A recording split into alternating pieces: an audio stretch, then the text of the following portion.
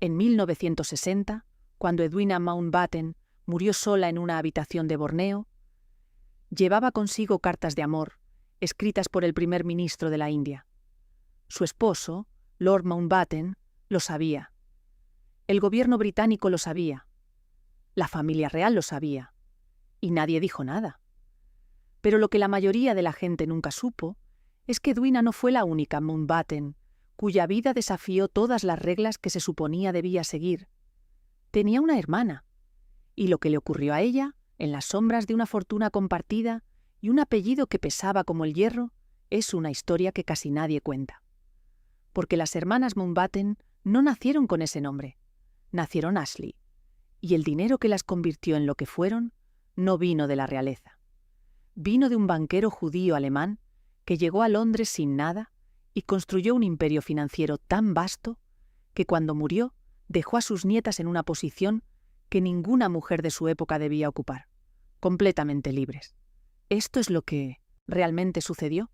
Para entender quiénes fueron Edwina y Mary Ashley, hay que entender primero de dónde venía el dinero, porque sin el dinero, nada de lo que sigue tiene sentido. Y el dinero no vino de la aristocracia británica.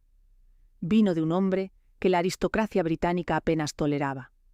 Su abuelo materno se llamaba Ernest Cassell.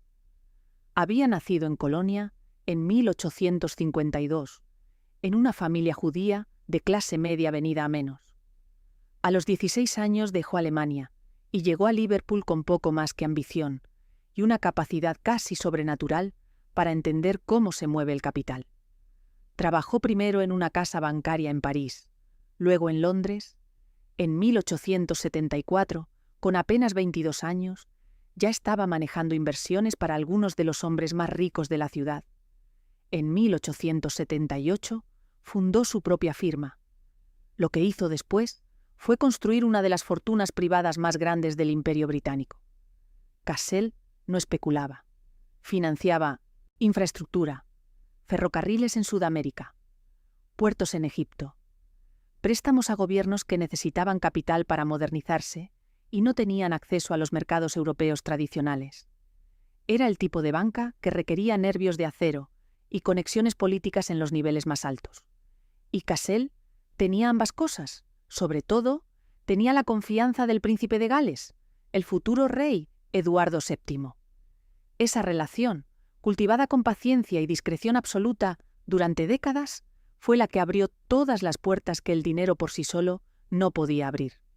Cuando Eduardo VII ascendió al trono en 1901, Cassell ya no era simplemente un banquero, era el asesor financiero personal del rey.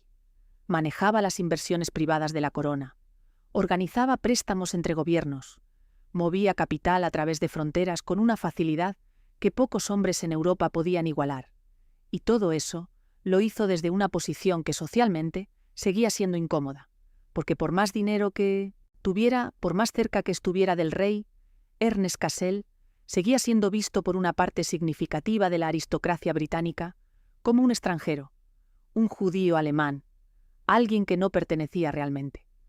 Por cierto, si te apasionan estas historias de poder, dinero y legado, aquí descubrirás documentales sobre imperios familiares, fortunas ocultas y los secretos que marcaron el rumbo del mundo. Suscríbete y cada semana exploraremos juntos cómo el dinero construyó y destruyó grandes dinastías. Después de esto, continuamos. Cassell se convirtió al catolicismo en 1901, después de la muerte de su esposa Annette, con quien había tenido una única hija, Maud. La conversión fue, según quienes lo conocieron, un acto de dolor personal más que de conveniencia social, pero tuvo consecuencias. Le permitió moverse con mayor facilidad en ciertos círculos. Le permitió, sobre todo, construir una narrativa de asimilación que hacía más fácil para la sociedad británica aceptar su presencia en el centro del poder. Maud Cassell, su hija, creció rodeada de un lujo que pocos en Inglaterra podían imaginar. La residencia principal de la familia era Brook House, en Park Lane, en el corazón de Londres. Cassell la había comprado y remodelado completamente. El interior era mármol italiano, techos pintados, escaleras de ónice, salones decorados con una opulencia que rivalizaba con los palacios reales. Los invitados que entraban por primera vez describían la experiencia como algo entre un sueño y una alucinación. Castle no escatimaba en nada. La casa era una declaración, no de buen gusto, necesariamente, sino de poder, de capacidad, de haber llegado. En 1901, Maud Cassel se casó con Wilfrid William Ashley, miembro conservador del Parlamento, hijo de una familia respetable, pero sin fortuna comparable. Era exactamente el tipo de unión que Ernest Cassel había planeado. Ashley tenía el linaje, Maud tenía el dinero. La boda fue un evento social de primer nivel, y de esa unión nacieron dos niñas. Edwina Cynthia, Annette Ashley, nació el 28 de noviembre de 1901, en Broadlands, la propiedad familiar de los Ashley, en Hampshire. Mary Ashley, cuyo nombre completo era Ruth Mary Clarice Ashley, nació el 22 de julio de 1906. Las dos crecieron en un mundo de privilegio absoluto, rodeadas de personal doméstico, institutrices, tutores privados y la presencia constante de su abuelo, que las adoraba. Pero ese mundo no era estable. Maud Cassel Ashley estaba enferma. Tuberculosis, aunque en ese momento se hablaba de ello en términos más vagos. Debilidad pulmonar, salud frágil. Maud pasaba temporadas en el sur de Francia, en Suiza, en cualquier lugar donde el clima fuera más amable. Pero no mejoró. Y el 5 de febrero de 1911 murió. Tenía apenas 29 años. Edwina tenía 9, Mary tenía 4. La muerte de Maud cambió todo. Wilfrid Ashley, viudo a los 37 años, con 2 hijas pequeñas, se volvió a casar en 1914 con Molly Forbes Empire, una mujer de buena familia, pero sin la calidez que las niñas necesitaban. La relación entre Edwina y su madrastra fue tensa desde el principio. Edwina, que era lo suficientemente mayor como para recordar a su madre, nunca aceptó completamente a Molly. Mary, más pequeña, simplemente creció en un hogar donde la figura materna era distante. Ernest Cassel, consciente de la situación, se acercó aún más a sus nietas, sobre todo a Edwina. La invitó a vivir con él en Brook House, la convirtió en su compañera, en su anfitriona. A los 16 años, Edwina ya estaba presidiendo cenas en las que se sentaban ministros, embajadores, financieros.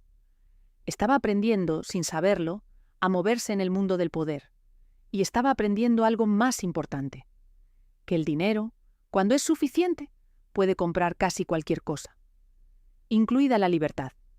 El 21 de septiembre de 1921, Ernest Cassel murió en Brook House.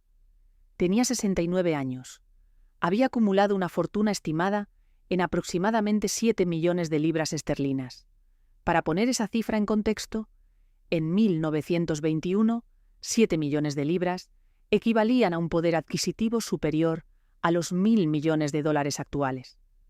Era una cantidad de dinero que colocaba a Cassel entre los hombres más ricos del mundo, y dejó la mayor parte de esa fortuna a Edwina. El testamento fue claro. Edwina recibiría aproximadamente 2 millones de libras en fideicomiso, además de Brook House y otras propiedades. Mary recibiría una porción significativa, descrita en la prensa como la mitad de la fortuna del abuelo, pero la estructura del fideicomiso y el control efectivo sobre los activos principales quedaban en manos de Edwina. La disparidad no era enorme en términos absolutos, pero en términos de control, de independencia, de capacidad para tomar decisiones sin pedir permiso a nadie, la diferencia era real. Edwina tenía 19 años. De la noche a la mañana se convirtió en una de las herederas más ricas de Gran Bretaña. Y eso, en 1921, significaba algo muy específico. Significaba que no necesitaba casarse por dinero. Significaba que no necesitaba casarse en absoluto. Significaba que podía vivir exactamente como quisiera, y nadie, absolutamente nadie, tenía la capacidad económica de obligarlas a hacer lo contrario. Esa libertad, en una mujer de su clase y su época, era casi desconocida, y Edwina la usó inmediatamente. Se lanzó a la vida social de Londres con una intensidad que sorprendió incluso a quienes la conocían. Fiestas, viajes, bailes, nightclubs. La escena del jazz londinense de principios de los años 20, que estaba empezando a romper todas las barreras de clase y raza que la sociedad eduardiana había mantenido rígidamente separadas.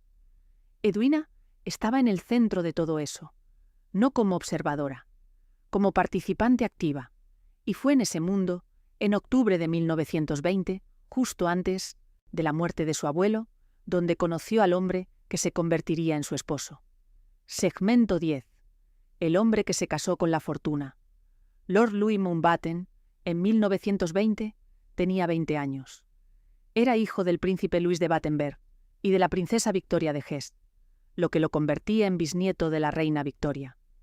Su padre había sido primer lord del mar, el cargo más alto de la Marina Real Británica, hasta que en 1914, al estallar la Primera Guerra Mundial, fue obligado a renunciar debido a su origen alemán. La familia Battenberg, de linaje alemán, cambió su apellido a Mountbatten en un intento de sonar más británica. Pero el daño estaba hecho. Louis Mountbatten creció con la sensación de que su familia había sido humillada, y eso lo marcó. Era ambicioso, encantador, extraordinariamente seguro de sí mismo, y estaba decidido a recuperar el prestigio que su padre había perdido. Cuando conoció a Edwina Ashley en un baile en el Hotel Claridge's, supo inmediatamente quién era. La heredera Cassell, la mujer más rica de su generación, y también supo, con la claridad de alguien que entiende cómo funciona el poder, que casarse con ella podría cambiar su vida. La atracción fue mutua. Edwina encontró en Mountbatten a alguien que no la trataba como una heredera a la que había que manejar con cuidado. La trataba como a una igual. Hablaban de política, de la marina, de viajes. Él la hacía reír. Y ella, que había pasado años rodeada de hombres que la miraban principalmente como una cuenta bancaria con piernas, encontró en él algo refrescante. En febrero de 1922, Mountbatten estaba en la India, como parte del séquito del príncipe de Gales. Edwina viajó hasta allí, oficialmente como parte de un grupo de amigos, pero en realidad para estar con él. Fue en Delhi, en los jardines del Palacio Virreinal, donde Mountbatten le propuso matrimonio. Ella aceptó. La boda se celebró el 18 de julio de 1922 en St. Margaret's, Westminster, la iglesia tradicional para bodas de la alta sociedad británica. El príncipe de Gales fue el padrino. La reina María asistió. La reina Alexandra asistió. Más de 8.000 personas se congregaron afuera.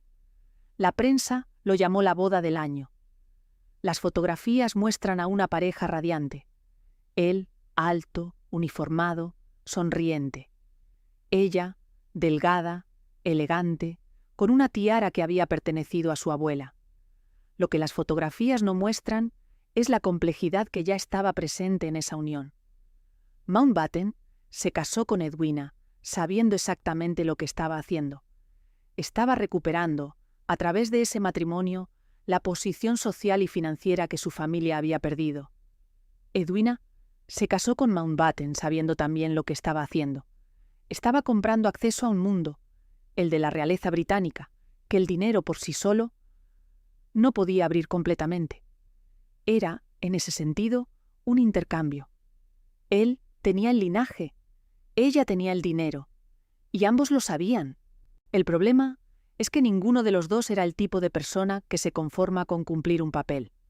Segmento 9. El matrimonio que no funcionó como se suponía.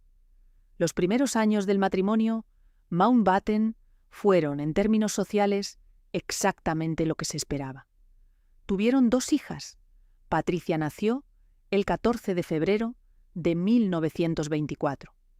Pamela nació el 19 de abril de 1929, en circunstancias dramáticas, prematura, en Barcelona, donde Edwina había viajado sola y donde el nacimiento anticipado requirió la intervención del rey Alfonso XIII de España, quien envió a sus propios médicos para asistir el parto.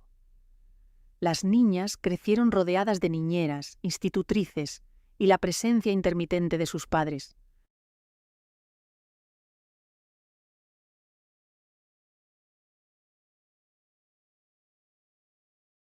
Porque Edwina y Louis Mountbatten, casi desde el principio, vivieron vidas en gran medida separadas. Mountbatten estaba obsesionado con su carrera naval. Quería recuperar el prestigio que su padre había perdido. Quería ascender. Quería demostrar que un Mountbatten podía llegar a la cima de la Marina Real. Y lo hizo. Pero eso significaba largas ausencias. Meses en el mar. Años destinado en Malta, en el Mediterráneo, lejos de Londres. Edwina, por su parte, no tenía ninguna intención de quedarse en casa esperando. Tenía dinero, tenía libertad y tenía una energía inquieta que no encontraba salida en el papel de esposa de oficial naval. Así que viajó, constantemente. Nueva York, París, el Caribe, la India, Egipto. Viajaba con amigos, con amantes, con personas que la sociedad británica consideraba completamente inapropiadas para alguien de su posición. Y no le importaba lo que pensaran. La vida nocturna de Londres en los años 20 estaba cambiando. Los clubes de jazz, los cabarets, los lugares donde la música negra americana estaba empezando a dominar la escena cultural, eran espacios donde las barreras raciales y de clase se difuminaban de maneras que resultaban profundamente incómodas para el establishment. Edwina estaba en el centro de ese mundo. Conocía a músicos, a bailarines, artistas. Y no solo los conocía, los trataba como iguales, los invitaba a sus casas, cenaba con ellos, viajaba con ellos. Fue en ese contexto donde conoció a Paul Robeson. Robeson era, a finales de los años 20, una de las voces más reconocidas del mundo. Actor, cantante, activista. Un hombre negro americano que había logrado lo imposible, ser tomado en serio como artista en Europa en una época en que Estados Unidos todavía lo trataba como ciudadano de segunda clase. Edwina lo conoció en Londres, lo admiraba profundamente, y desarrollaron una amistad que fue, desde el primer momento, objeto de intenso escrutinio social. Si la relación fue más allá de... La amistad es algo que se debatió entonces, y se sigue debatiendo ahora. Lo que es indiscutible es que Edwina no hizo ningún esfuerzo por ocultar la relación. No dejó de verlo cuando la presión social aumentó. No se disculpó. No se escondió. Y eso en 1932, cuando un periódico americano publicó una referencia velada, pero inconfundible, a una mujer británica de gran riqueza y posición aristocrática, vinculada románticamente con un artista negro, provocó un escándalo que estuvo a punto de destruir su reputación por completo. Mountbatten presentó una demanda por difamación. El periódico se retractó. Pagó una compensación, pero el daño estaba hecho. Todo Londres sabía de qué se estaba hablando, y todo Londres tenía una opinión. Lo extraordinario no fue el escándalo, fue la respuesta de Edwina. No cambió nada. Siguió viviendo exactamente como había vivido antes. Siguió viendo a quien quería ver. Siguió viajando. Siguió siendo en todos los sentidos que importaban, completamente libre. Y Mountbatten, que tenía sus propias relaciones fuera del matrimonio, no estaba en posición de exigir nada diferente. Lo que habían construido no era un matrimonio en el sentido tradicional. Era un acuerdo que funcionaba porque ambos entendían las reglas. Él podía perseguir su carrera y sus propios intereses. Ella podía vivir su vida sin pedir permiso. Y mientras mantuvieran las apariencias en público, mientras siguieran siendo Lord y Lady Mountbatten en los eventos oficiales, el resto era asunto privado. Pero ese equilibrio, por frágil que fuera, estaba a punto de romperse, porque el mundo estaba cambiando, y lo que vendría a continuación no dejaría espacio para acuerdos privados. Segmento 8. La guerra que lo cambió todo. El 1 de septiembre de 1939, Alemania invadió Polonia. 2 días después, Gran Bretaña declaró la guerra. Y para Edwina Mountbatten, que había pasado la década anterior siendo el centro de escándalos, sociales y columnas de chismes, la guerra se convirtió en algo completamente inesperado, una oportunidad de redención. Mountbatten estaba en el mar. Había sido nombrado capitán del destructor HMS Kelly en junio de 1939, justo antes del estallido de la guerra. Su carrera naval, que había avanzado de manera constante pero no espectacular durante los años 30, estaba a punto de acelerarse dramáticamente. El Kelly participó en operaciones en el Canal de la Mancha, en el Atlántico, en el Mediterráneo. Fue torpedeado, reparado, vuelto a poner en servicio. Y el 23 de mayo de 1941 fue hundido frente a Creta por bombarderos alemanes. Mountbatten sobrevivió. Muchos de sus hombres no. La prensa británica convirtió el hundimiento del Kelly en una historia de heroísmo. Mountbatten fue retratado como el capitán que había luchado hasta el final. Y aunque la realidad táctica fue más complicada, la narrativa pública estaba establecida. Mountbatten era un héroe de guerra. Edwina, mientras tanto, estaba descubriendo algo sobre sí misma que ni ella misma había anticipado. Tenía capacidad para el trabajo bajo presión, capacidad para la organización, capacidad para estar en lugares horribles y no colapsar. Se unió a la Cruz Roja Británica y a la Brigada de Ambulancias de San Juan, como voluntaria al comienzo de la guerra, pero no se quedó en la retaguardia organizando eventos benéficos. Fue a los bombardeos, a los hospitales de campaña, a las zonas donde los civiles estaban siendo evacuados bajo fuego. La gente que la vio durante esos años describió a alguien completamente diferente de la socialité de los años 20. Describieron a alguien que trabajaba 16 horas al día, que no se quejaba, que no pedía privilegios, que simplemente hacía lo que había que hacer. En 1943 fue nombrada superintendente en jefe de la Brigada de Ambulancias de San Juan. En 1945 recibió la Orden del Imperio Británico por su trabajo durante la guerra, pero el reconocimiento oficial era secundario. Lo que importaba era que Edwina había encontrado, finalmente, algo que le daba sentido a toda esa energía inquieta que había estado buscando salida durante 20 años. Y luego, en agosto de 1945. La guerra terminó. Japón se rindió. El Imperio Británico había ganado, pero estaba quebrado. Financieramente, políticamente, moralmente, y en ningún lugar era eso más evidente que en la India. Segmento 7. El final del imperio. La India había sido la joya de la corona británica durante más de un siglo. 300 millones de personas, recursos incalculables, un mercado cautivo para los productos británicos, una fuente inagotable de soldados para las guerras del imperio. Pero en 1945, después de 6 años de guerra total, Gran Bretaña ya no tenía la capacidad de mantener el control, y todo el mundo lo sabía. El partido del Congreso, liderado por Jawaharlal Nehru y Mahatma Gandhi, había estado exigiendo la independencia durante décadas. La Liga Musulmana, liderada por Muhammad Ali Jinnah, exigía la creación de un Estado musulmán separado, Pakistán, y el gobierno británico, dirigido por el Partido Laborista de Clement Attlee, había llegado a la conclusión de que la única salida era negociar una transferencia de poder lo más rápido posible. En febrero de 1947, Attlee anunció que Gran Bretaña se retiraría de la India antes de junio de 1948 y nombró a Lord Louis Mountbatten como el último virrey de la India, con la misión de supervisar esa transferencia. Mountbatten aceptó. Tenía 46 años. Era un héroe de guerra. Tenía conexiones con la familia real. Y tenía la ambición suficiente para creer que podía manejar una de las tareas políticas más complejas del siglo XX. Edwina lo acompañó a Delhi como virreina, y fue allí, en marzo de 1947, donde conoció al hombre que cambiaría su vida por completo. Segmento 6.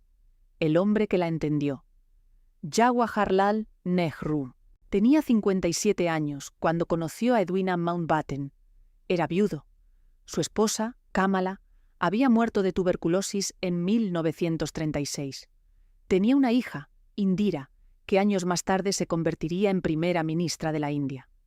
Nehru había pasado un total de 9 años en prisión británica por su activismo político. Era el heredero político de Gandhi, el hombre que, cuando la India se independizara, sería su primer ministro. Y cuando Edwina Mountbatten entró en su vida, algo cambió en él. La primera vez que se vieron fue en una cena oficial en la casa del virrey en Nueva Delhi. Edwina había insistido en asistir a las reuniones políticas, algo inusual para una virreina, cuyo papel se suponía era puramente ceremonial. Pero Edwina no estaba interesada en lo ceremonial. Quería entender qué estaba pasando. Y Nehru, que esperaba encontrarse con otra aristócrata británica condescendiente, se encontró en cambio con alguien que hacía preguntas inteligentes, que escuchaba, que no asumía que sabía más que él sobre su propio país. Hablaron durante horas esa primera noche, y siguieron hablando, en cenas, en reuniones, en paseos por los jardines de la casa del virrey.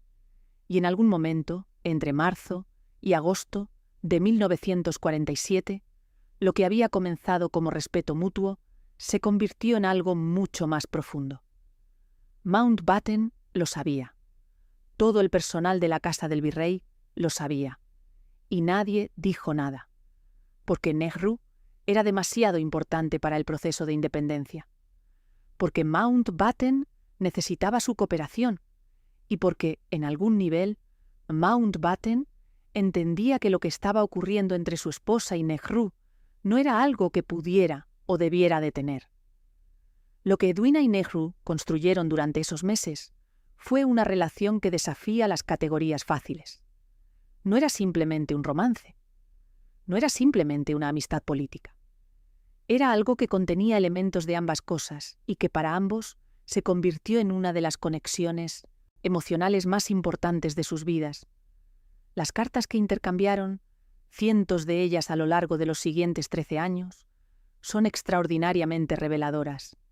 Nehru escribía sobre soledad, sobre el peso de liderar un país de 300 millones de personas, sobre la sensación de estar rodeado constantemente de gente y, sin embargo, estar completamente solo. Edwina escribía sobre haber encontrado finalmente algo que le daba sentido a toda su vida anterior, sobre haber pasado décadas buscando algo sin saber qué era, y sobre haberlo encontrado en el trabajo humanitario que estaba haciendo en la India, y en la conexión con un hombre que la entendía de maneras que nadie más lo había hecho. Si la relación fue físicamente consumada, es algo que se ha debatido extensamente. Las hijas de ambos, Pamela Hicks por parte de Edwina e Indira Gandhi por parte de Nehru, mantuvieron públicamente que la relación fue platónica. Pero las cartas mismas sugieren algo más complejo. Hay un lenguaje de intimidad en ellas que va más allá de la amistad política. Hay una vulnerabilidad que ninguno de los dos mostraba en ningún otro contexto. Lo que es indiscutible es que para cuando Edwina dejó la India en junio de 1948, después de que la independencia se hubiera completado y Mountbatten hubiera sido reemplazado como gobernador general, su despedida de Nehru en el aeropuerto fue presenciada por docenas de personas. Y todos describieron lo mismo: un hombre y una mujer que claramente no querían separarse, que se abrazaron durante mucho más tiempo de lo que el protocolo permitía, y que, cuando finalmente se separaron, ambos tenían lágrimas en los ojos. Por cierto, si te interesa entender cómo nacieron las grandes fortunas, los imperios empresariales y las familias que dominaron la historia, en este canal cada semana te esperan historias reales que mezclan ambición, poder y destino. Suscríbete y descubre los secretos que cambiaron el curso del mundo. Asientos de continuación seguimos. Segmento 5. La partición que nadie quería. Pero antes de esa despedida, antes de que Edwina y Nehru pudieran siquiera pensar en lo que significaba su relación, tuvieron que sobrevivir al verano de 1947. Porque lo que ocurrió ese verano fue una de las catástrofes humanitarias más grandes del siglo XX. Y Edwina estuvo en el centro de ella. El plan de Mountbatten para la independencia de la India incluía algo que nadie había querido, pero que todos habían llegado a aceptar como inevitable: la partición. La India se dividiría en dos países: India, de mayoría hindú, y Pakistán, de mayoría musulmana. La frontera se trazaría según criterios religiosos, y se esperaba que las poblaciones minoritarias en cada lado migraran al otro. Lo que nadie anticipó completamente fue la escala de la violencia que acompañaría ese proceso. El 15 de agosto de 1947, la India se independizó. Mountbatten presidió la ceremonia en Delhi. Nehru pronunció su famoso discurso: al dar la medianoche, cuando el mundo duerme, la India despertará a la vida y a la libertad. Fue un momento de celebración histórica, y al mismo tiempo, en Punjab, en Bengala, en las zonas fronterizas donde hindúes y musulmanes habían vivido juntos durante siglos, comenzó la masacre. Las estimaciones de cuántas personas murieron varían enormemente. 200.000 en las estimaciones más conservadoras, 2 millones en las más altas. Entre 12 y 20 millones de personas fueron desplazadas. Familias enteras fueron asesinadas en trenes. Aldeas enteras fueron quemadas. Mujeres fueron secuestradas, violadas, mutiladas. La violencia fue de una brutalidad que superó todo lo que incluso los observadores más pesimistas habían anticipado. Y Edwina Mountbatten no se quedó en la casa del virrey viendo cómo ocurría. Salió. Fue a los campos de refugiados. Fue a los hospitales. Fue a las estaciones de tren, donde los trenes llegaban llenos de cadáveres. Organizó convoyes de suministros. Unió 15 organizaciones de ayuda diferentes bajo un solo cuerpo coordinador para que la ayuda pudiera moverse más rápido. Trabajó 18 horas al día. 20 horas. No dormía. Apenas comía. Y la gente que trabajaba con ella describió a alguien que estaba operando en un estado de urgencia absoluta. Hubo momentos en que estuvo bajo fuego, momentos en que los convoyes en los que viajaba fueron atacados, momentos en que tuvo que tomar decisiones sobre a quién salvar cuando no había recursos suficientes para salvar a todos. Y en todos esos momentos no colapsó. Siguió adelante. Nehru la vio durante ese periodo. Vio lo que estaba haciendo. Y años más tarde escribió que fue en esos meses cuando realmente entendió quién era ella. No la heredera, no la socialité, no la mujer de la que se hablaba en los periódicos, sino alguien que cuando se enfrentaba a un sufrimiento real, respondía con todo lo que tenía. El trabajo que Edwina hizo durante la partición fue reconocido formalmente. Recibió condecoraciones, elogios públicos. Pero lo que realmente importaba para ella era algo diferente. Era que había encontrado, finalmente, una respuesta a la pregunta que había estado persiguiéndola durante toda su vida adulta. ¿Para qué servía todo ese dinero, todo ese privilegio, toda esa libertad que su abuelo le había dado? Servía para esto, para estar en los lugares donde nadie más quería estar, para hacer el trabajo que nadie más podía o quería hacer, para usar todo ese poder acumulado, todo ese acceso, toda esa inmunidad a las consecuencias sociales, en algo que realmente importaba. Cuando los Mountbatten dejaron la India en junio de 1948, Edwina no dejó atrás el trabajo, lo llevó consigo. Y durante los siguientes 12 años, hasta su muerte, viajó constantemente en su papel de superintendente en jefe de la Brigada de Ambulancias de San Juan, Malasia, Chipre, Borneo, cualquier lugar donde hubiera crisis, donde hubiera refugiados, donde hubiera necesidad de organizar ayuda humanitaria. Y las cartas con Nehru continuaron, cientos de ellas, íntimas, honestas, llenas de una vulnerabilidad que ninguno de los dos mostraba a nadie más. Segmento 4. La hermana que nadie recuerda. Mientras Edwina estaba en Delhi, organizando ayuda humanitaria en medio de una de las peores crisis del siglo XX, su hermana Mary estaba navegando un tipo completamente diferente de complejidad. El tipo que viene de intentar construir una vida cuando tu hermana es la persona más famosa de tu familia y cuando cada decisión que tomas es comparada, implícita o explícitamente, con lo que ella habría hecho. Mary Ashley Se había casado por primera vez en 1927, a los 21 años, con el capitán Alec Cunningham Reed. Cunningham Reed era exactamente el tipo de hombre que la sociedad británica de los años 20 consideraba una pareja ideal. Héroe de guerra, as de la aviación en la Primera Guerra Mundial, miembro conservador del Parlamento, guapo, encantador. Un periódico americano describió la boda como la unión de la chica más rica de Inglaterra y el hombre más apuesto. Tuvieron 2 hijos, Michael, nacido en 1928, y Noel, nacido en 1930. Y durante un tiempo, desde fuera, todo parecía funcionar, pero la realidad dentro del matrimonio era considerablemente más complicada.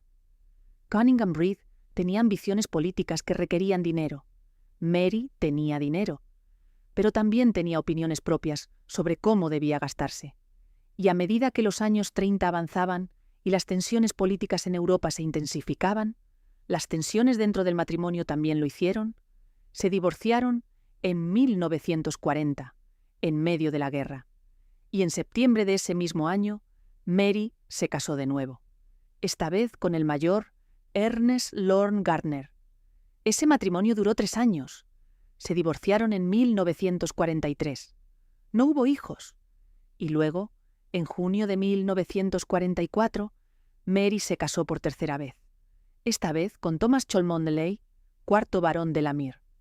Ese matrimonio fue diferente de los anteriores por una razón muy específica. Lord de la Mir no era simplemente un aristócrata británico. Era una figura central en la comunidad de colonos blancos en Kenia. Su padre, el 3er barón de la Mer, había sido uno de los primeros colonos británicos en llegar a África Oriental, principios del siglo XX. Había adquirido enormes extensiones de tierra, había establecido ranchos, había ayudado a dar forma a la estructura política y económica de lo que se convertiría en la Kenia colonial británica. Y cuando murió en 1931, dejó a su hijo un legado que era tanto una fortuna como una responsabilidad política. A través de su matrimonio con Lord de la Mir, Mary se encontró conectada a un mundo completamente diferente del que había conocido en Inglaterra. El mundo de las vastas propiedades agrícolas en las tierras altas de Kenia. El mundo de los colonos blancos que vivían en un lujo extraordinario, rodeados de poblaciones africanas que trabajaban sus tierras por salarios mínimos. El mundo de los clubes exclusivos en Nairobi, donde la segregación racial era absoluta y donde las conversaciones giraban constantemente alrededor de la amenaza percibida del nacionalismo africano. Y ese mundo, en los años 40 y 50, estaba empezando a colapsar. Jaoresis, movimiento Mau Mau, que comenzó a principios de los años 50 como una insurgencia contra el dominio colonial británico. Trajo violencia a las propiedades de los colonos blancos. Hubo ataques, hubo asesinatos, hubo una respuesta británica que fue, en muchos sentidos, tan brutal como la insurgencia misma. Y Mary estaba allí, en medio de todo eso, como Lady Delamere, conectada por matrimonio a una de las familias más prominentes de la comunidad de colonos. El matrimonio duró 11 años. Se divorciaron en 1955. Y Mary regresó a Inglaterra. 3 matrimonios, 3 divorcios, 3 intentos de construir una vida que funcionara dentro de las estructuras disponibles para una mujer de su clase y su época. Y cada uno de ellos terminó, no porque Mary fuera incapaz de compromiso, sino porque las vidas que esos matrimonios requerían que viviera no eran vidas que ella pudiera sostener indefinidamente.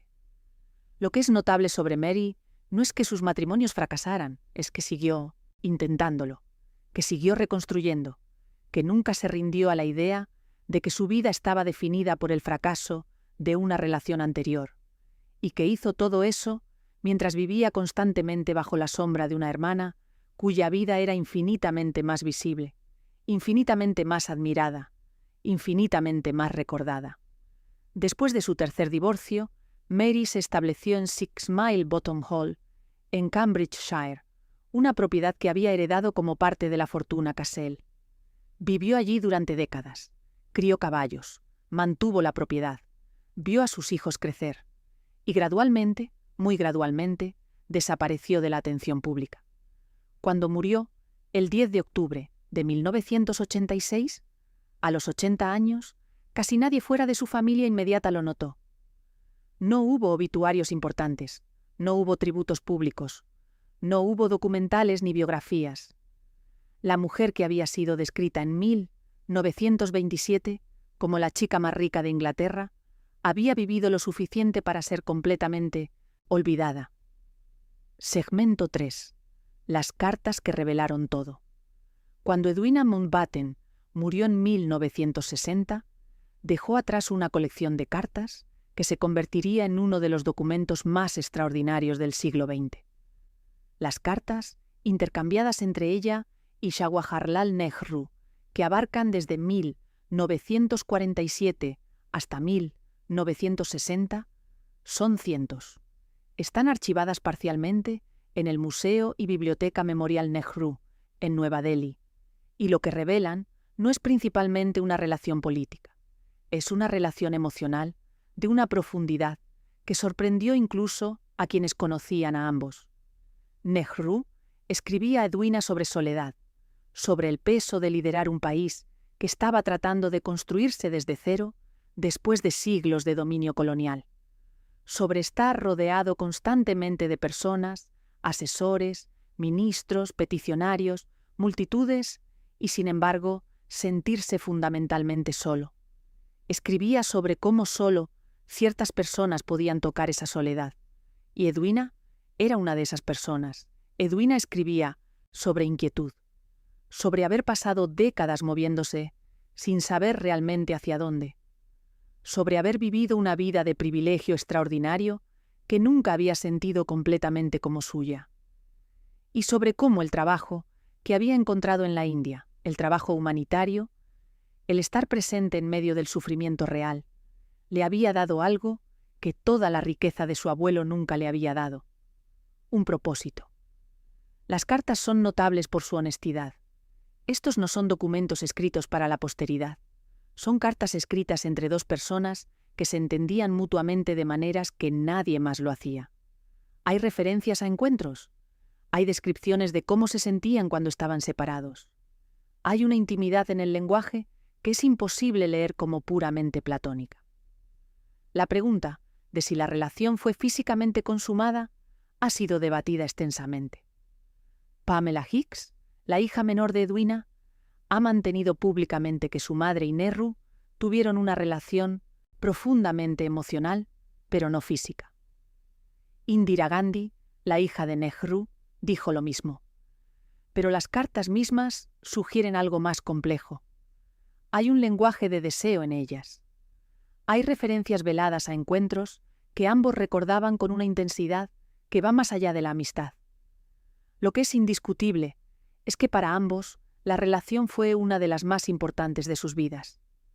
Cuando Edwina murió en febrero de 1960, Nehru fue informado por telegrama. Las personas que estaban con él en ese momento describieron un dolor que no intentó ocultar. Canceló reuniones, se retiró, y durante días no fue el primer ministro de la India. Fue simplemente un hombre que había perdido a alguien que amaba. Mantuvo una fotografía de Edwina cerca de él hasta su propia muerte en mayo de 1964. En su escritorio, en su habitación, un recordatorio constante de algo que había tenido y perdido.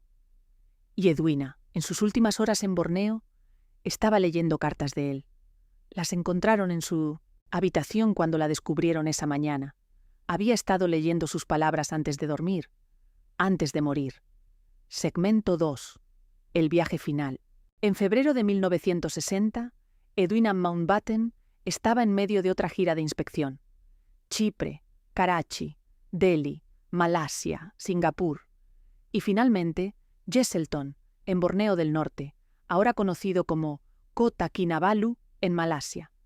Era el último tramo de un viaje agotador, y la gente que viajaba con ella había notado que estaba cansada. No el cansancio normal del viaje, algo más profundo, algo que no desaparecía con el descanso. En Delhi, Nehru la había visto. Habían pasado tiempo juntos, y él también lo notó. Le preocupaba, pero conocía a Edwina lo suficiente como para saber que decirle que se detuviera no serviría de nada. Ella haría lo que había decidido hacer, hasta que ya no pudiera. La noche del 20 de febrero de 1960, Edwina se retiró a su habitación en la casa de descanso donde se alojaba en Jesselton. Había estado trabajando durante todo el día. Reuniones, inspecciones, conversaciones con funcionarios locales sobre cómo mejorar los servicios médicos en la región. Había cenado. Había revisado papeles. Y luego se había ido a dormir. La encontraron la mañana del 21 de febrero. Había muerto durante la noche. Tenía 58 años. La causa oficial fue insuficiencia cardíaca aguda. Su corazón, simplemente, se había detenido. No hubo advertencia. No hubo agonía prolongada. Se durmió y no despertó. Entre sus pertenencias encontraron las cartas de Nehru. Las había estado leyendo. También encontraron documentos de trabajo, notas sobre las inspecciones que había realizado, planes para las siguientes etapas de la gira. Hasta el final, había estado haciendo exactamente lo que siempre hacía.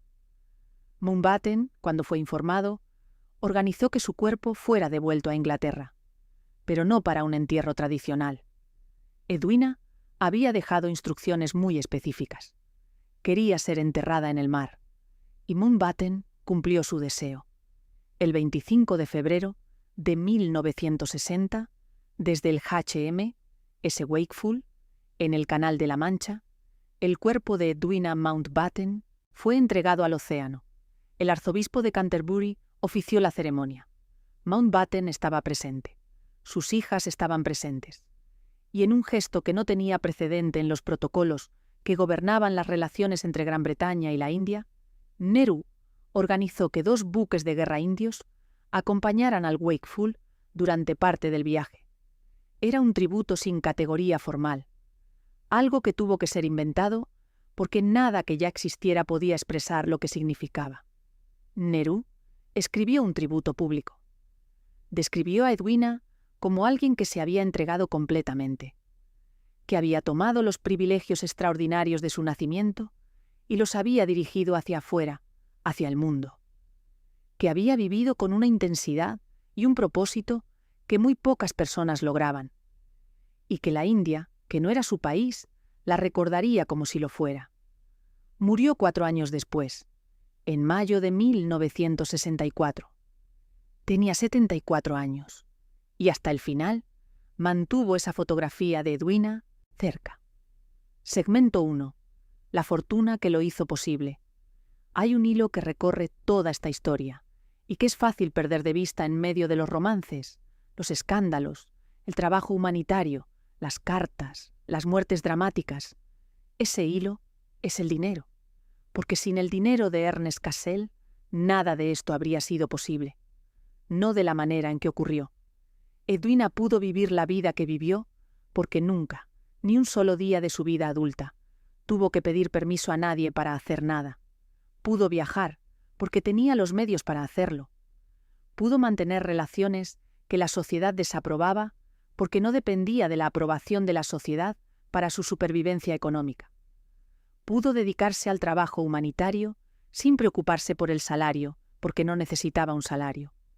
Pudo, en última instancia, convertirse en quien se convirtió porque su abuelo, un banquero judío alemán que había llegado a Inglaterra sin nada, había construido una fortuna tan vasta que sus nietas heredaron algo que ninguna mujer de su época debía tener: libertad absoluta. Mary también heredó esa libertad, y la usó de manera diferente.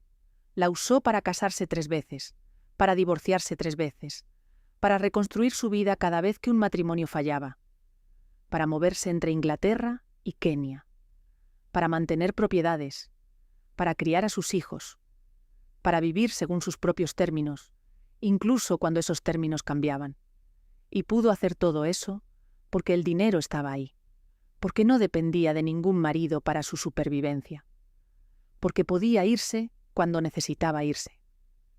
La fortuna Cassel, en su origen, fue construida sobre una comprensión muy específica de cómo funciona el poder.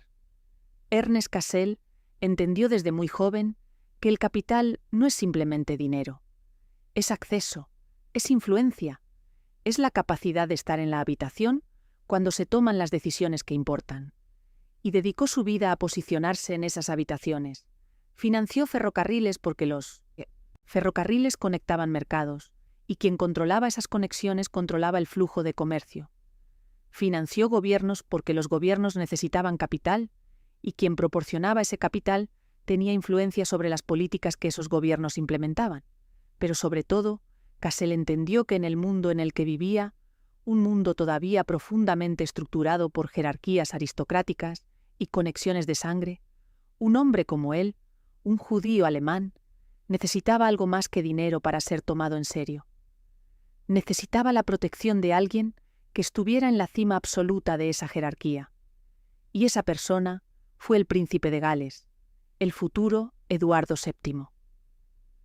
La relación entre Cassel y Eduardo VII fue, en muchos sentidos, transaccional. Cassel manejaba las inversiones personales del príncipe. Le ayudaba a navegar situaciones financieras complicadas. Le proporcionaba acceso a oportunidades de inversión que generaban retornos sustanciales. Y a cambio, Eduardo le proporcionaba algo que ninguna cantidad de dinero podía comprar: legitimidad social. La amistad del futuro rey significaba que las puertas que de otro modo habrían permanecido cerradas se abrían. Significaba que los clubes que de otro modo habrían rechazado su membresía la aceptaban. Significaba que la alta sociedad británica, que de otro modo lo habría tratado como un advenedizo, lo trataba como alguien que pertenecía. Cuando Cassel murió en 1921, dejó una fortuna estimada en 7 millones de libras esterlinas. En términos de poder adquisitivo actual, eso equivaldría a más de 1.000 millones de dólares. Pero más importante que la cifra absoluta era la estructura del legado. Cassel estableció fideicomisos que garantizaban que sus nietas tendrían ingresos sustanciales de por vida, que nunca tendrían que trabajar a menos que quisieran, que nunca tendrían que casarse por necesidad económica, que nunca tendrían que comprometer su independencia por seguridad financiera. Esa estructura, ese diseño deliberado de la herencia, fue lo que hizo posible todo lo que siguió. Fue lo que permitió a Edwina rechazar las convenciones sociales de su época sin pagar el precio que otras mujeres habrían pagado. Fue lo que permitió a Mary reconstruir su vida 3 veces sin quedarse atrapada en un matrimonio fallido por falta de alternativas. Fue, en última instancia, lo que convirtió a 2 niñas que habían perdido a su madre a edades muy tempranas en mujeres que podían escribir sus propias historias. Pero el dinero también trajo complicaciones. El matrimonio de Edwina con Mountbatten estuvo marcado desde el principio por una dinámica de poder inusual. Él tenía el título. Él tenía la sangre real. Él tenía las conexiones con la familia real británica. Pero ella tenía el dinero. Y en los primeros años de su matrimonio, el salario de Mountbatten como teniente de la Marina Real era de 310 libras al año. El ingreso anual de Edwina de su fideicomiso era de aproximadamente 60.000 libras. Esa disparidad significaba que Edwina pagaba por todo: la casa, el personal, los viajes, los caballos de polo que Mountbatten amaba, el yate. Todo salía de su dinero. Y aunque Mountbatten nunca lo admitió públicamente, eso creaba una tensión, porque en el mundo en el que vivían se suponía que el hombre era el proveedor, se suponía que la mujer dependía económicamente de él, y en su matrimonio la realidad era exactamente al revés. Esa inversión de roles tradicionales dio a Edwina un poder de negociación que muy pocas esposas de su época tenían. Cuando Mountbatten objetaba sus viajes, sus amistades, sus relaciones fuera del matrimonio, ella podía simplemente ignorarlo, porque no lo necesitaba. Y ambos lo sabían. Para Mary, la relación con el dinero fue diferente. Recibió una porción sustancial de la fortuna Cassel, descrita en la prensa de la época como la mitad. Pero sus 3 matrimonios y los acuerdos financieros que acompañaron los divorcios significaron que su relación con la herencia fue más fragmentada. Hubo negociaciones, hubo acuerdos de liquidación, Hubo momentos en que el dinero que había heredado tuvo que ser protegido legalmente de las reclamaciones de exmaridos. Lo que ambas hermanas compartieron fue la experiencia de vivir en un mundo que las juzgaba constantemente, no solo por lo que hacían, sino por el hecho de que tenían los medios para hacerlo. Edwina fue criticada durante toda su vida por su estilo de vida, por sus viajes, por sus relaciones, por su independencia, y una parte significativa de esa crítica venía del hecho de que era una mujer con dinero propio, algo que en las décadas de 1920 y 1930 todavía se consideraba vagamente inapropiado. Las mujeres ricas se suponía que debían ser ricas a través de sus maridos o sus padres. Se suponía que debían ser administradoras pasivas de fortunas que otros habían construido. No se suponía que debían usar esa riqueza para vivir de maneras que desafiaran las normas sociales. Edwina desafió esas normas constantemente, y pudo hacerlo porque el dinero le daba inmunidad a las consecuencias que otras mujeres habrían enfrentado. Segmento 0. 2 vidas. Un legado fragmentado. Hay algo profundamente revelador en el hecho de que cuando la gente piensa en las hermanas Mountbatten, si es que piensa en ellas en plural, casi siempre está pensando solo en Edwina. Mary ha sido borrada del registro histórico, de maneras que son tanto sistemáticas como reveladoras de cómo funciona la memoria colectiva. Edwina murió dramáticamente. Murió joven, a los 58 años. Murió en servicio, en medio de otra gira humanitaria.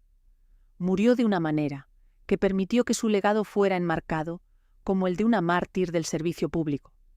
Y murió dejando atrás cartas que revelaban una historia de amor que capturaba la imaginación de manera que muy pocas historias lo hacen, la virreina británica y el primer ministro indio. El final del imperio, la partición, el sufrimiento masivo, la conexión emocional en medio del caos. Es una narrativa que prácticamente se escribe sola. Mary murió en 1986, a los 80 años, en su casa en Cambridgeshire. Murió después de décadas de vivir en relativa oscuridad. Murió sin haber dejado cartas dramáticas, sin haber sido el centro de eventos históricos mundiales, sin haber hecho nada que los historiadores consideraran digno de atención sostenida. Y murió, sobre todo, después de haber vivido una vida que no encajaba fácilmente en las narrativas que la historia tiende a valorar. Porque la vida de Mary fue complicada de maneras ordinarias. 3 matrimonios, 3 divorcios, hijos, propiedades, la gestión de una fortuna heredada a través de décadas de cambio económico y social, la navegación de mundos tan diferentes como la Kenia colonial y la campiña inglesa, la experiencia de ser constantemente comparada con una hermana más famosa, más admirada, más recordada. Nada de eso es material para biografías heroicas, pero todo eso es vida real. Y hay algo importante en reconocer que las 2 hermanas, que comenzaron en el mismo lugar, con los mismos padres, la misma pérdida temprana, la misma fortuna heredada, terminaron siendo recordadas de maneras tan radicalmente diferentes, no porque una fuera más valiosa que la otra, sino porque una tuvo la suerte de estar en los lugares correctos, en los momentos correctos, para que su vida fuera capturada por la historia de maneras que la otra nunca fue. Edwina estuvo en Delhi en 1947 porque estaba casada con el hombre designado para supervisar el final del Raj británico. Eso no fue algo que ella planeara, fue circunstancia. Pero cuando esa circunstancia se presentó, respondió a ella con todo lo que tenía. Y eso es lo que la hizo notable, no la circunstancia. La respuesta. Mary nunca tuvo una circunstancia equivalente. Nunca estuvo en el lugar correcto, en el momento correcto, para que su vida se convirtiera en parte de una narrativa histórica más grande. Y entonces vivió y se reconstruyó y siguió adelante y eventualmente murió. Y el mundo apenas lo notó. Antes de terminar, recuerda que creamos este canal con un propósito: rescatar las historias que revelan cómo el dinero y la ambición dieron forma a nuestra historia. Porque entender las grandes fortunas es entender el poder, la humanidad y sus sombras. Suscríbete y forma parte de esta comunidad que ama descubrir los secretos del pasado. Volvamos al tema. Epílogo. Lo que quedó. Patricia Mountbatten, la hija mayor de Edwina, se convirtió en la segunda condesa Mountbatten de Birmania después de la muerte de su padre. Pasó gran parte de su vida involucrada en trabajo caritativo, llevando algo del compromiso de su madre hacia su propia generación. Sirvió en varias ocasiones como dama de compañía de la reina Isabel II. Murió en junio de 2017, a los 93 años. Vivió lo suficiente para ver cómo la historia de su madre era reexaminada, reinterpretada y, en algunos aspectos, romantizada de maneras que ella misma consideraba tanto precisas como profundamente incompletas. Pamela Mountbatten, la hija menor, nació prematuramente en Barcelona en 1929, en circunstancias que requirieron la intervención del rey Alfonso XIII de España, quien envió a sus propios médicos para asistir el parto de emergencia. Acompañó a sus padres a la India durante el período de la partición, siendo testigo adolescente de los eventos que marcarían la vida de su madre para siempre. Se casó con el diseñador David Hicks en 1960, el mismo año en que murió Edwina. En 2007 publicó un libro de memorias sobre su tiempo en la India. En 2012 publicó un segundo volumen sobre su infancia y su vida como dama de compañía.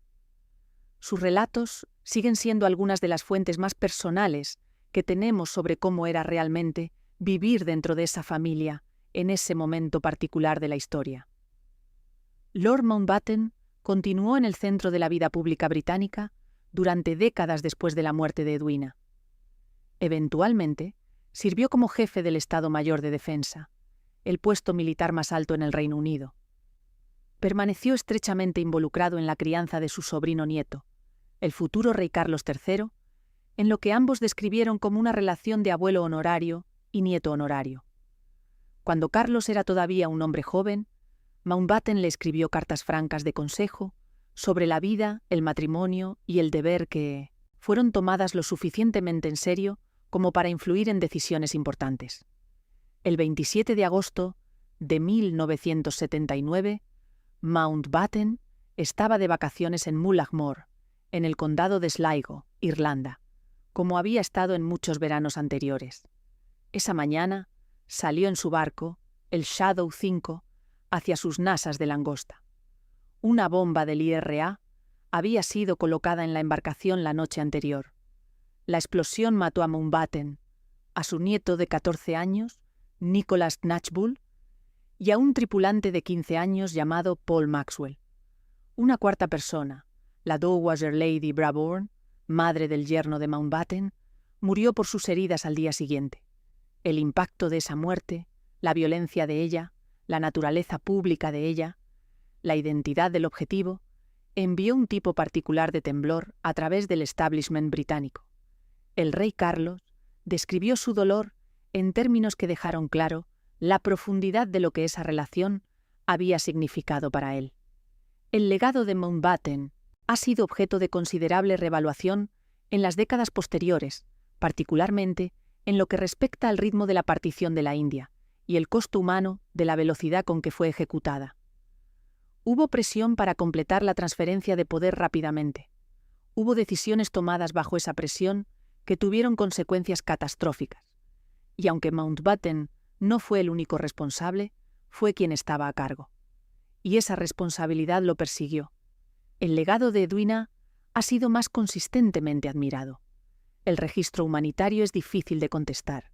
Y la calidad del ser humano, revelada en la correspondencia con Nehru, la inteligencia, la seriedad emocional, la capacidad genuina para la amistad, la ha convertido en una figura que tiende a volverse más interesante cuanto más de cerca se la examina. Pero hay algo que vale la pena señalar sobre cómo se recuerda a Edwina. Se la recuerda principalmente por dos cosas: por su trabajo humanitario durante la partición y por su relación con Nehru. Y ambas cosas ocurrieron en los últimos 13 años de su vida.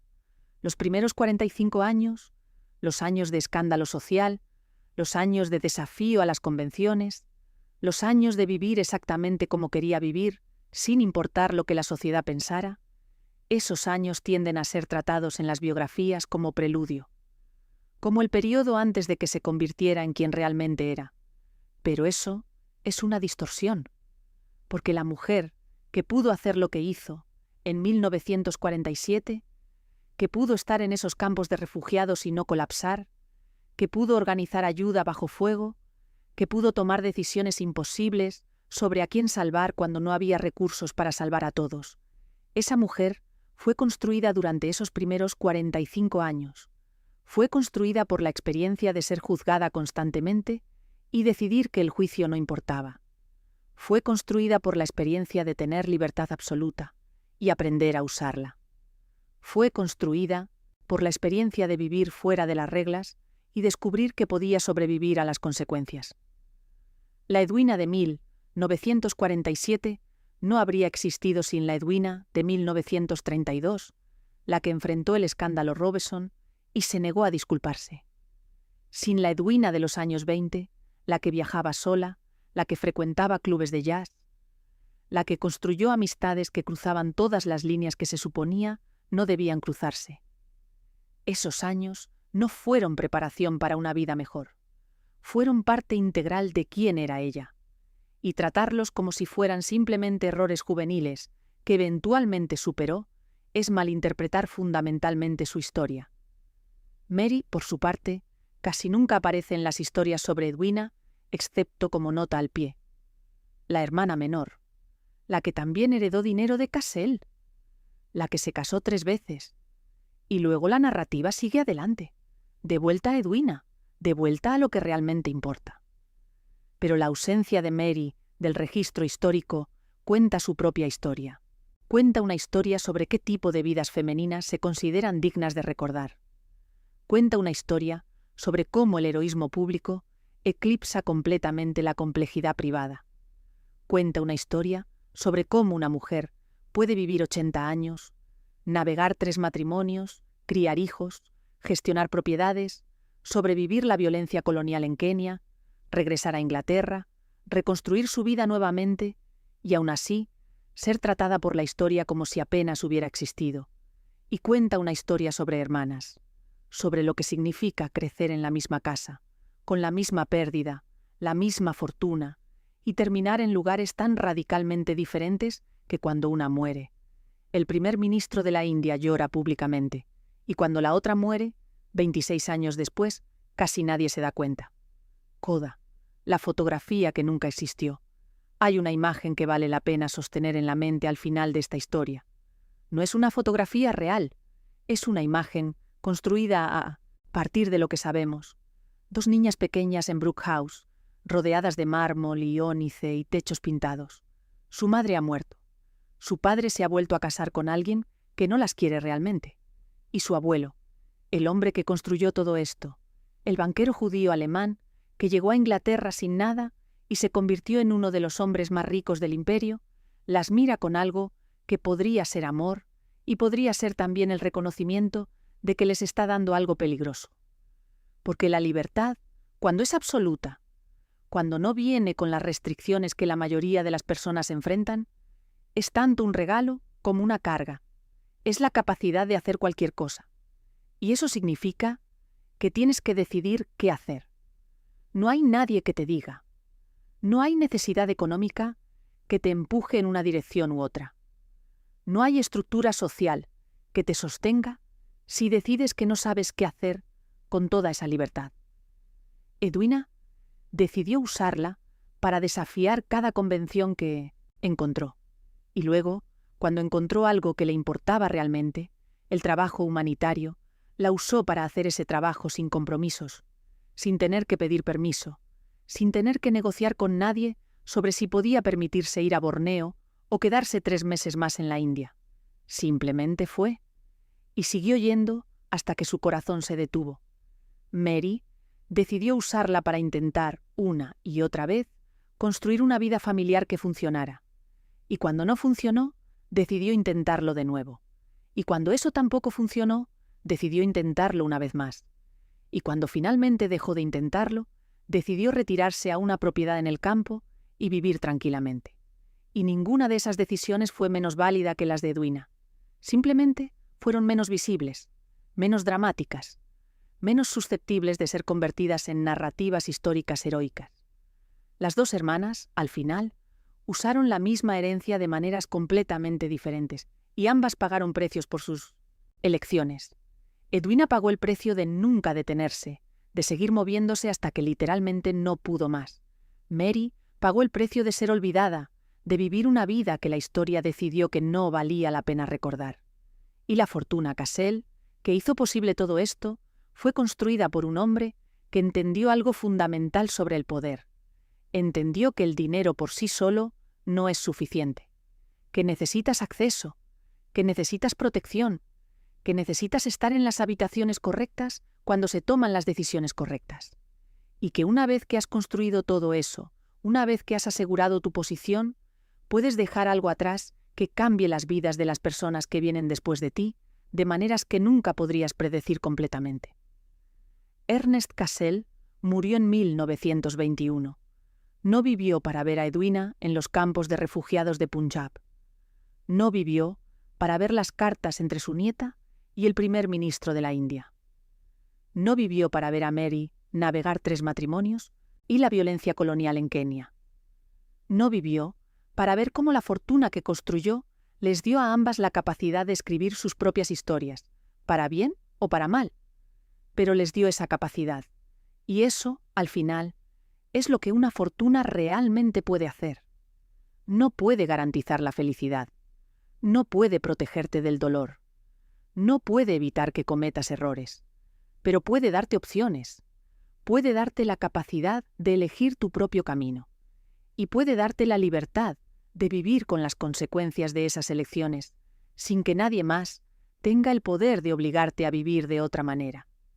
Edwina eligió el escándalo, luego eligió el servicio, luego eligió a Nehru, luego eligió seguir trabajando hasta que murió. Mary eligió el matrimonio, luego eligió el divorcio, luego eligió intentarlo de nuevo, luego eligió retirarse. Y ambas vivieron con sus elecciones, y ambas murieron habiendo vivido vidas que fueron completamente suyas.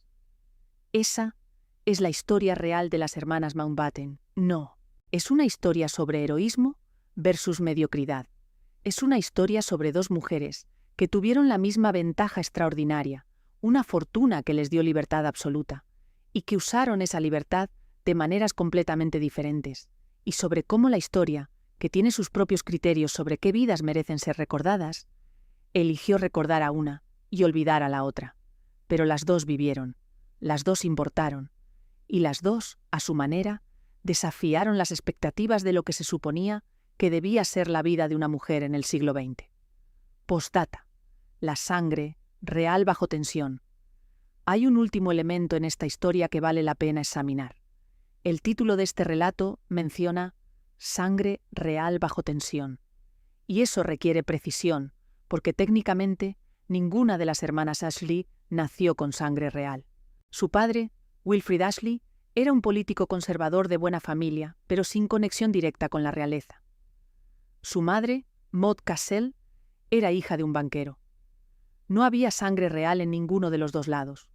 La conexión real vino a través del matrimonio de Edwina. Cuando se casó con Louis Mountbatten en 1922, se convirtió en parte de una familia que estaba directamente conectada con la monarquía británica. Mountbatten era bisnieto de la reina Victoria. Su madre era nieta de la reina. Su tío era el rey Jorge V. Su primo era el futuro Eduardo VIII. Estaba, en todos los sentidos que importaban socialmente, dentro del círculo real. Pero esa conexión vino con tensiones que eran tanto personales como estructurales. Mountbatten había crecido con el trauma de ver a su padre obligado a renunciar como Primer Lord del Mar en 1914 debido a su origen alemán. Había crecido viendo cómo su familia cambiaba su apellido de Battenberg a Mountbatten en un intento de sonar más británica.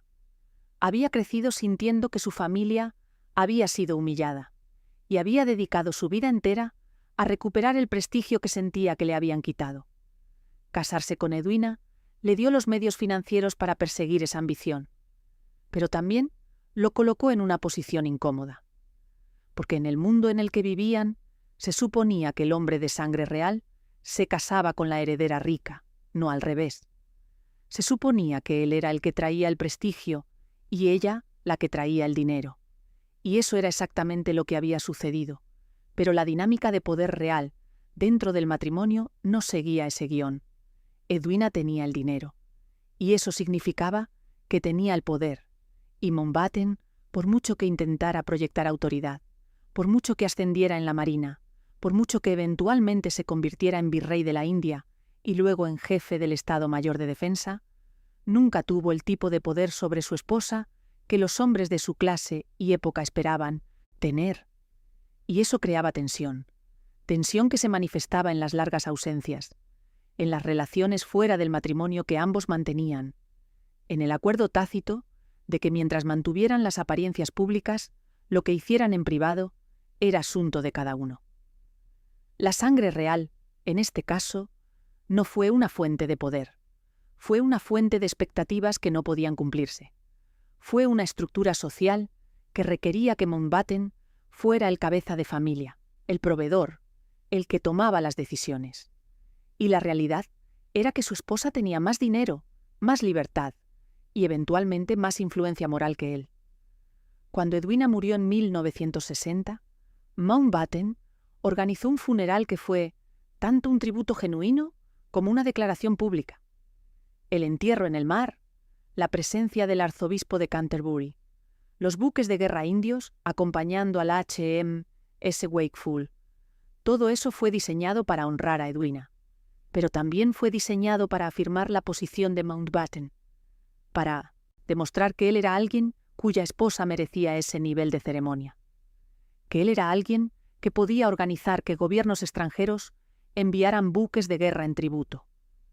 La sangre real, en otras palabras, estaba constantemente bajo la tensión de tener que demostrar que todavía significaba algo, que todavía confería poder, que todavía importaba, y para Mary, que nunca se casó con la realeza, que se casó con un as de aviación, luego con un mayor del ejército, luego con un varón colonial, la ausencia de esa conexión real significó que vivió fuera de ese sistema de tensiones particulares.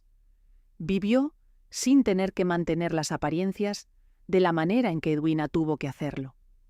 Vivió sin tener que equilibrar constantemente las expectativas de la familia real con sus propios deseos. Y quizás eso fue, a su manera, una forma de libertad diferente. Una libertad de la que Edwina nunca disfrutó completamente. La libertad de ser olvidada. La libertad de vivir sin que cada decisión fuera examinada a través del lente de lo que significaba para la reputación de la familia real. La libertad de divorciarse 3 veces sin que eso se convirtiera en un escándalo internacional. Las 2 hermanas, al final, navegaron diferentes tipos de prisiones doradas.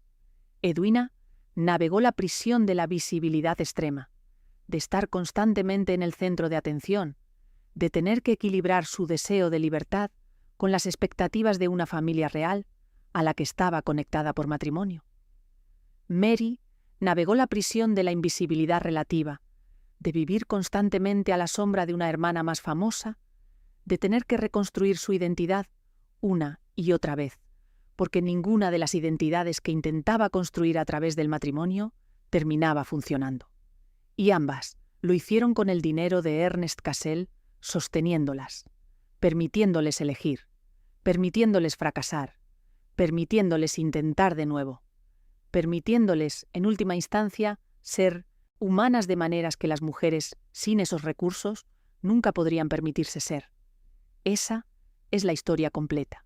2 hermanas, una fortuna, 2 vidas completamente diferentes, una recordada, una olvidada, y entre ellas toda la complejidad de lo que significa ser mujer, ser rica, ser libre, y aún así estar atrapada por las expectativas de un mundo que nunca dejó de juzgar cada decisión que tomaban.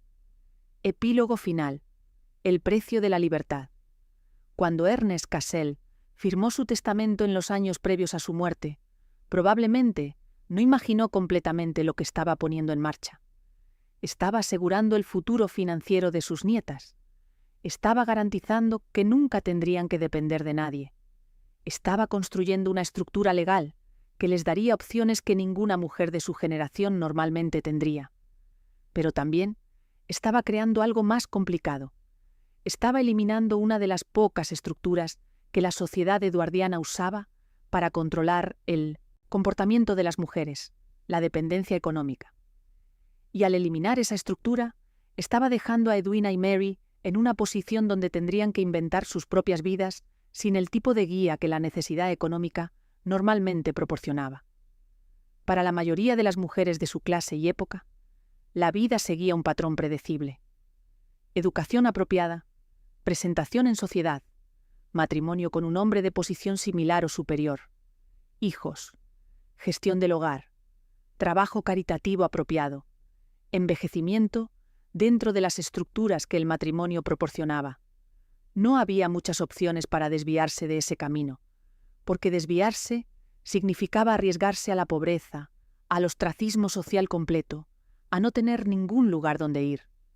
Edwina y Mary no enfrentaban esas restricciones, y eso significaba que tenían que decidir activamente qué hacer con sus vidas. Tenían que elegir, y las elecciones, cuando son realmente libres, pueden ser paralizantes. Edwina eligió el movimiento constante, eligió el escándalo, eligió desafiar las convenciones, y luego, cuando encontró algo que le importaba, el trabajo humanitario, se lanzó a él con la misma intensidad que había traído a todo lo demás. No se detuvo, no se moderó, no encontró equilibrio, simplemente siguió adelante hasta que literalmente no pudo más. Hay algo casi autodestructivo en esa trayectoria. En febrero de 1960, cuando estaba en Borneo, la gente a su alrededor podía ver que estaba agotada. Podían ver que estaba enferma, y nadie pudo detenerla, porque ella no permitía que nadie la detuviera. Había pasado toda su vida adulta viviendo según sus propios términos, y no iba a cambiar eso al final. Mary eligió algo diferente. Eligió intentar construir una vida convencional, matrimonio, familia, hogar. Pero lo intentó 3 veces, y las 3 veces falló. Y cada vez que falló, tuvo que enfrentar no solo el dolor personal del fracaso, sino también la comparación implícita con Edwina, que para entonces estaba haciendo trabajo humanitario heroico en la India y siendo admirada internacionalmente.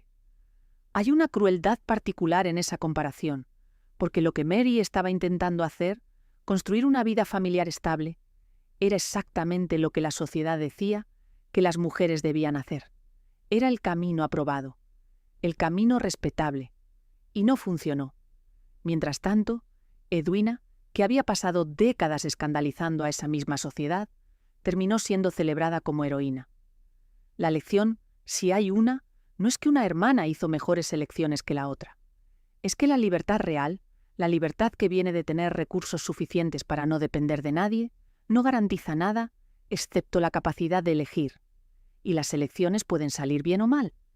Pueden conducir al heroísmo o al olvido. Pueden construir un legado que dura generaciones, o pueden desaparecer casi por completo del registro histórico. La última palabra sobre el dinero. Hay una pregunta que atraviesa toda esta historia y que vale la pena hacer explícitamente al final. ¿El dinero de Ernest Cassel hizo la vida de sus nietas mejor o peor? La respuesta obvia es que las hizo mejores. Les dio oportunidades, les dio libertad, les dio la capacidad de vivir vidas extraordinarias. Sin ese dinero, Edwina habría sido simplemente otra esposa de oficial naval, esperando en casa mientras su marido estaba en el mar. Sin ese dinero, Mary habría estado atrapada en su primer matrimonio, sin importar cuán infeliz fuera, porque no habría tenido los medios para irse. Pero la respuesta más complicada es que el dinero también las expuso a tipos de sufrimiento que las mujeres sin recursos nunca enfrentan. Las expuso al escrutinio constante. Las expuso a la expectativa de que, porque tenían tanto, debían hacer algo extraordinario con ello. Las expuso a la soledad particular, de no tener nunca la certeza de si las personas en sus vidas las querían por quienes eran o por lo que tenían. Edwina nunca pudo estar segura de si Mountbatten se había casado con ella por amor o por dinero. La evidencia sugiere que fue una combinación de ambos, pero esa ambigüedad estuvo presente en el matrimonio desde el principio. Mary nunca pudo estar segura de si sus 3 maridos la veían como una persona o como una cuenta bancaria. Y aunque eventualmente se divorció de los 3, el hecho de que siguiera intentando sugiere que nunca dejó de esperar que alguien la quisiera por sí misma. El dinero también las aisló. Las colocó en una categoría social donde había muy pocas personas con quienes pudieran relacionarse como iguales. Edwina encontró conexión con Nehru, en parte porque él era una de las pocas personas en su vida que no necesitaba nada de ella. Él era el primer ministro de la India. Tenía su propio poder, su propia posición, su propia fortuna en términos de influencia política. No necesitaba su dinero, y eso significaba que cuando estaban juntos, podían ser simplemente 2 personas, no una heredera y alguien que quería algo de ella. Mary nunca encontró eso, o si lo encontró, no duró, y entonces siguió buscando, siguió casándose, siguió esperando que el próximo matrimonio fuera el que funcionara, hasta que finalmente dejó de buscar y se retiró a Six Mile Bottom Hall y vivió el resto de su vida en relativa soledad. El veredicto de la historia. La historia ha emitido su veredicto sobre las hermanas Mountbatten. Edwina importa, Mary no. Edwina merece biografías, documentales, reexámenes académicos. Mary merece, en el mejor de los casos, notas al pie. Ese veredicto es injusto, pero también es comprensible, porque la historia, como disciplina, está interesada en las personas que tuvieron impacto en eventos más grandes que ellas mismas, y Edwina tuvo ese impacto. Estuvo presente en uno de los momentos más importantes del siglo XX, el final del Raj británico. Hizo trabajo que salvó vidas. Dejó un registro documental, las cartas con Nehru, que proporciona una ventana extraordinaria a las dimensiones emocionales de ese momento histórico.